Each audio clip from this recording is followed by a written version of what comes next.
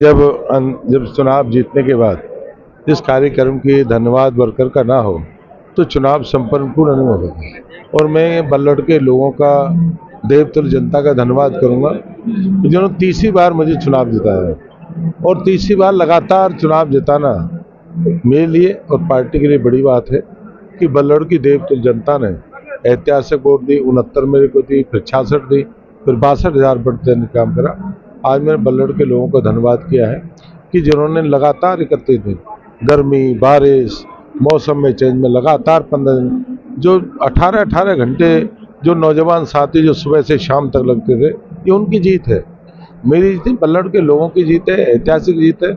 और जीत को रख कर मैंने आज सभी दिवाली की बधाई दी है, जीत की बधाई दी है।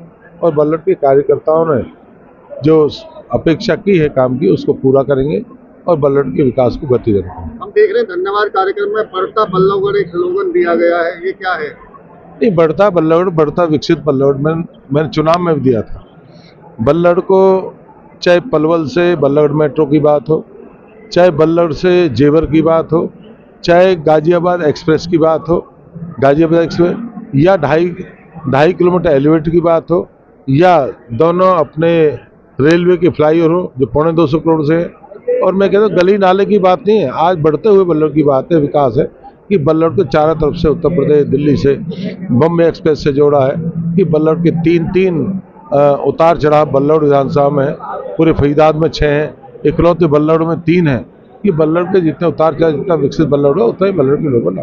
हम देख रहे थे मंच से संबोधन में कुछ आप अधिकारियों को भी कुछ कह रहे थे, चेतावनी दे रहे थे, डिपो होल्डर को भी चेतावनी दे रहे थे। मैंने कहा था गरीब का माल, मैं चुनाव में कहा था गरीब का माल की व्यक्ति उसको खाने का प्रयास ना करना, कि गरीब के अंतिम व्यक्ति तक माल पहुंचने का काम करे।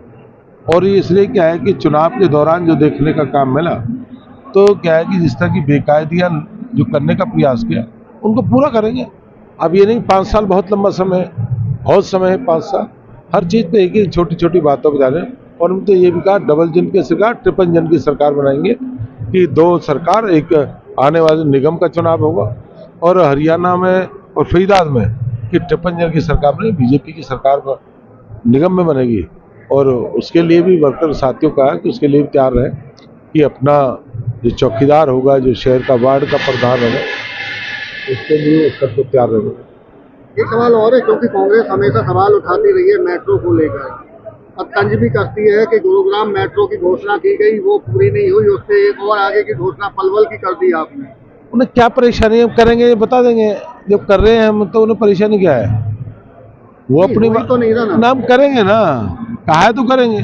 कोई ये तो है नहीं पहाड़ से एकदम डीपीआर में तैयार लगता है, 4-4 साल डीपीआर तैयारता है, कितना पहाड़ है, कितना कच्चा है, कितना पक्का है, कहाँ से निकालिए, कहाँ से निकाल, कोई प्लान तो है नहीं, सारा पहाड़ी इलाका है, उतार चढ़ाव सारा देखना, उस पर काम चल रहा है, जल्दी से करेंगे।